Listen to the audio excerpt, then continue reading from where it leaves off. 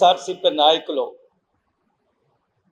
మహిళా నాయకులపైన మహిళా మంత్రులపైన చేస్తున్న వ్యాఖ్యల్ని తీవ్రంగా ఖండిస్తున్నాం. మొన్నటి రోజున గుడివాడ అమర్నాథ్ మాజీ మంత్రి ఆయనే చెప్పుకుంటున్నాడు, 3 జనరేషన్స్ నుంచి మేము రాజకీయాల్లో ఉంటున్నాము, మా పెద్దలంతా రాజకీయాల్లో ఉన్నారు, మేము రాజకీయ విలువలు పాటిస్తాం అంటున్న వ్యక్తి ఒక రాష్ట్ర మహిళా హోంమంత్రి మీద చేసిన వ్యాఖ్యలు జగుప్సాకరంగా ఉన్నాయి. ఒక సీనియర్ రాజకీయ నాయకుడు, మాజీ మంత్రి, పెద్ద రాజకీయ కుటుంబం నుంచి వచ్చాయని చెప్పుకుంటున్న వ్యక్తి యొక్క స్థాయి ఇదేనా? ఇంత సంస్కారహీనంగా ఒక మహిళా హోంమంత్రి, పైపెచ్చు ఎస్సీ వర్గాలకు చెందిన మహిళ, ఇక్కడ కుల ప్రస్తావన నాకు కూడా ఇబ్బందికరంగా ఉంది చేయడం, ఏ మహిళ అయితే ఏముందని. కానీ తన కాళ్ళ మీద తాను నిలబడి, రాజకీయాల్లో నిలబడి, నాయకత్వం యొక్క విశ్వాసాన్ని చూరగొని ఈరోజు రాష్ట్రంలో మహిళా హోంమంత్రికి ఒక అద్భుతమైన ఫలితాలు సాధిస్తున్నారు. ఆమె హోంమంత్రి అయిన తర్వాత ఈ ఎన్డీఏ ప్రభుత్వం, కూటమి ప్రభుత్వం వచ్చిన తర్వాత రాష్ట్రంలో నేరాల సంఖ్య 15.6% తగ్గింది. ఇది నేను చెప్పింది కాదు, national crime records bureau NCRB చెప్పారు. అదే కాదు, మహిళల మీద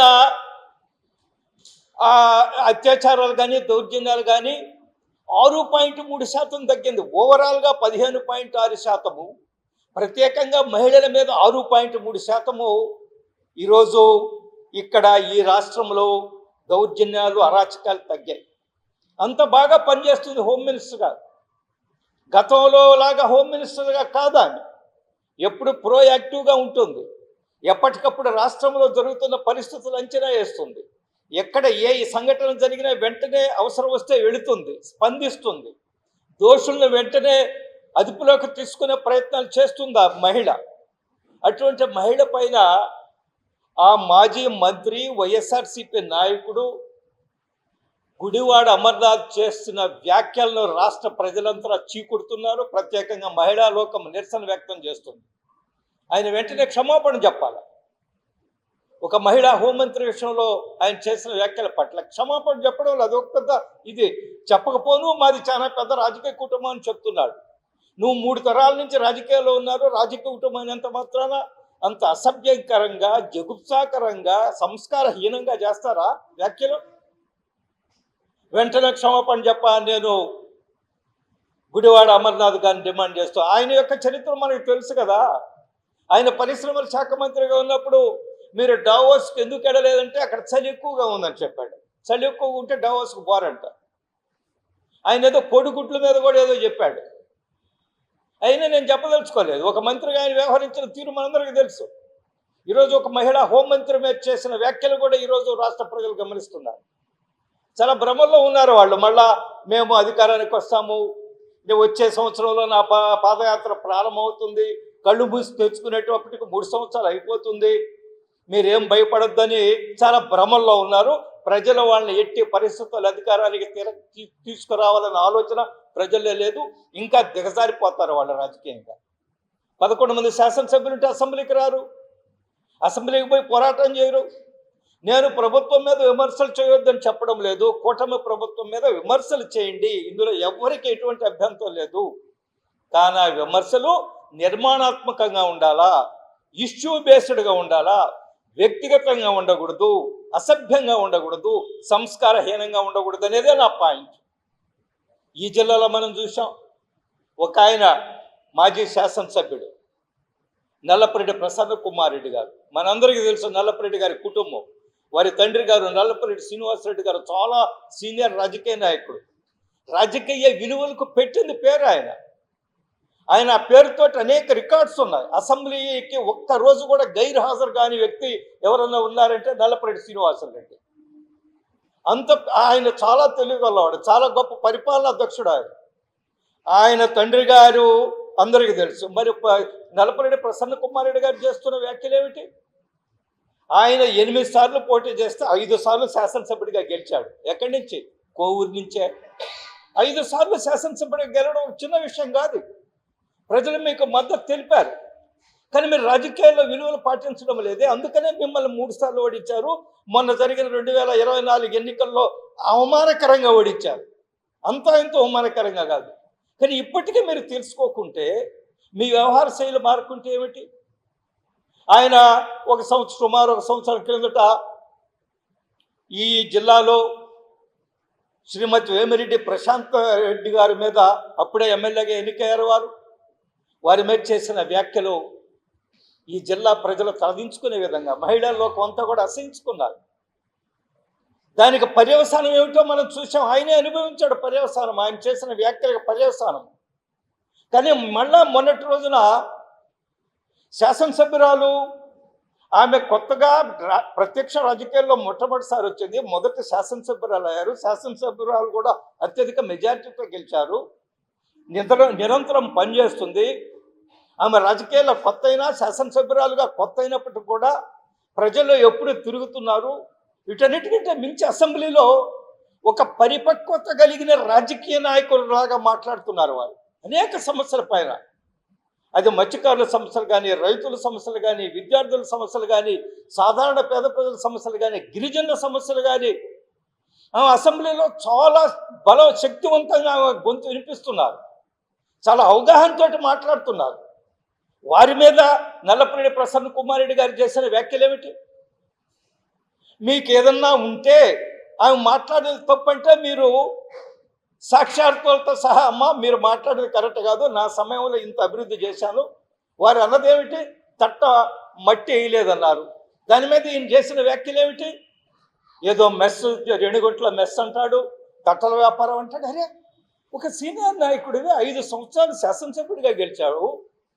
ఒక పెద్ద రాజకీయ కుటుంబం నుంచి వచ్చావు. మీ తండ్రి గారు మంత్రిగా చేశారు. చాలా గొప్ప రాజకీయ విలువలు పాటించాడు ఆయన బిడ్డగా మీరు ఇదే వ్యాఖ్యలు చేయాల్సింది. మీ తండ్రి గారు మహిళలు ఏ విధంగా గౌరవించారు అందరికీ తెలుసు కదా. వారికి మహిళలు అంటే చాలా గౌరవం నల్లపరెడ్డి శ్రీనివాసరెడ్డి గారికి. కానీ వారి అబ్బాయి నల్లపరెడ్డి ప్రసన్న కుమార్ రెడ్డి ఏం చేస్తున్నారు? 5 సంవత్సరాలు గెలిచిన 5 సార్లు శాసనసభ్యుడిగా గెలిచిన మీరు రాజకీయ విలువలు నేర్చుకోలేదా? ఒక మహిళ మీద, గౌరవం గల కుటుంబం నుంచి మహిళ మీద వచ్చిన శాసనసభ్యురాలుగా ఈ జిల్లాలో ఆమె పనిచేస్తుంటే వేమిరెడ్డి ప్రశాంత్ రెడ్డి గారి మీద మీ ఇష్టం వచ్చినట్టు వ్యాఖ్యలు చేస్తారా? ఆమె మా శాసనసభ్యురాలు కాకపోవచ్చు, కూటమిలో శాసనసభ్యురాలు.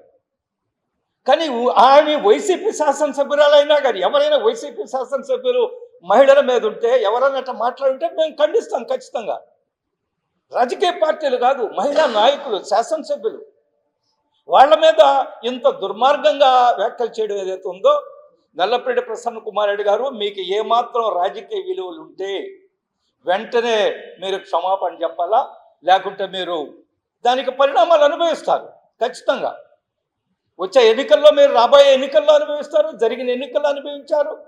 ప్రజలన్నీ గమనిస్తున్నారు ఎవరేం మాట్లాడుతున్నారు. ఎంతో ముందులాగా లేదు. ఈరోజు సోషల్ మీడియా వచ్చిన తర్వాత మనం మాట్లాడిన 60 సెకండ్లలో వెళ్ళిపోతుంది, ప్రపంచం అంతా తిరుగుతుంది, ఒక్క నిమిషంలో ప్రపంచంతో వెళ్తుంది. కాబట్టి నేను మాట్లాడేసాను, ఎవరు క్వశ్చన్ చేయలేరంటే కుదిరేది కాదు. అది ప్రశాంత్ రెడ్డి గారు అభివృద్ధి విషయంలో మీరు సరిగా చేయడం లేదు, నేనున్నప్పుడు బ్రహ్మాండంగా చేశాను, సాక్షాత్తో మీరు నిరూపించండి, ఎవరికి అభ్యంతరం లేదు. కానీ వ్యక్తిగత దూషణ, వ్యక్తిగత దాడి, అదేవిధంగా అసహ్యంగా అవమానకరంగా మాట్లాడడాన్ని నల్లపరెడ్డి ప్రసన్న కుమార్ రెడ్డి గారు లాంటి సీనియర్ నాయకుడు, 5 సార్లు ఎమ్మెల్యే, అనేక సార్లు మంత్రిగా పనిచేసిన వ్యక్తులు తగదు. వారు క్షమాపణ చెప్తే వారి యొక్క విలువ పెరుగుతుంది, వారికి క్షమాపణ చెప్తే వారి గౌరవం పెరుగుతుంది. కాకపోతే ఇంకా రోజు రోజుకి వారి యొక్క వ్యక్తిత్వము, వారి పట్ల గౌరవం రోజు రోజుకు దిగజారిపోతుంది. అనదర్ పాయింట్, జగన్మోహన్ రెడ్డి గారు ఏం మాట్లాడుతున్నారో మనకైతే అర్థం కావడం లేదు.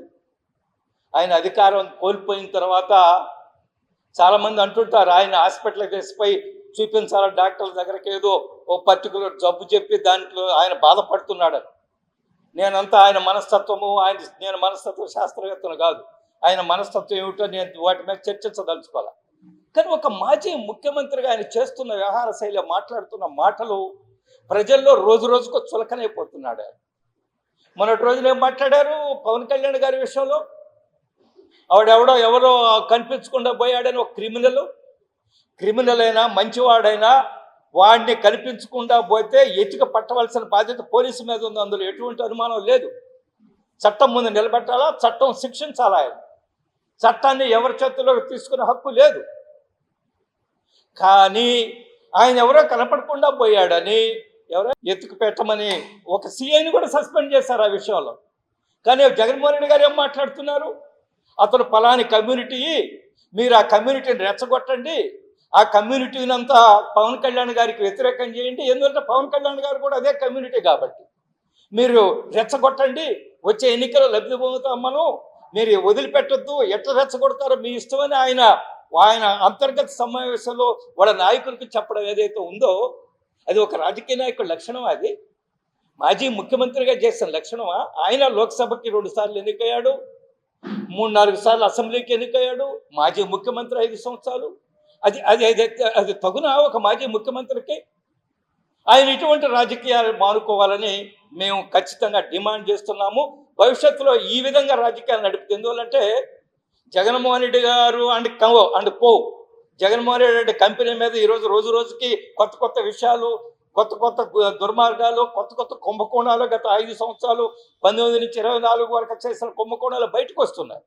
ప్రజల్లో రోజు రోజుకి బలహీన పడుతున్నారు. 39% ఓట్లు వచ్చాయి మన ఎన్నికల్లో. కానీ ఈరోజు ఆ పరిస్థితి లేదు. గణనీయంగా ఆయన శాతం తగ్గిపోయింది. ఎందువల్లంటే మీరు మాట్లాడే వ్యవహార శైలి. అందువల్ల ప్రజలు రోజు రోజుకే మన మీద వ్యతిరేకత పెరుగుతుందనే ఉద్దేశంతో ప్రజల దృష్టిని మరల్చడం కోసము మన మాజీ ముఖ్యమంత్రి జగన్మోహన్ రెడ్డి గారు కులాన్ని రెచ్చగొట్టడం, తప్పుడు ఆరోపణలు చేయడము, తప్పుడు మాటలు మాట్లాడడము, ఆయన నాయకుల్ని తప్పుదారి పట్టించడము, సమాజంలో కులాల మధ్య చిచ్చు పెట్టడము, ఇది చేస్తున్నాడు. ఆయనకి ఇంకొక పని లేదు కాబట్టి.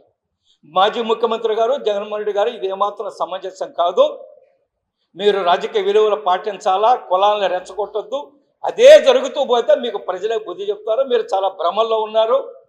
నేను పాదయాత్ర ప్రారంభిస్తాను, 2029లో మళ్ళా తిరిగి అధికారానికి వస్తాము, అప్పుడు అందరి సంగతి చూస్తాను. అదేమిటో నాకు అర్థం కావడం. ఆ బ్లాక్మెయిల్ అంటే బెదిరింపు ధోరణి ఏమిటో నాకైతే అర్థం కావడం. మీరు వచ్చే అవకాశం లేదు. ప్రజలు మిమ్మల్ని గురించి అర్థం చేసుకున్నారు కాబట్టి మీరు ఇటువంటి మాటలు మాట్లాడడం, కులాల మధ్య రెచ్చగొట్టడం ఏమాత్రం సమంజసం కాదు. పవన్ కళ్యాణ్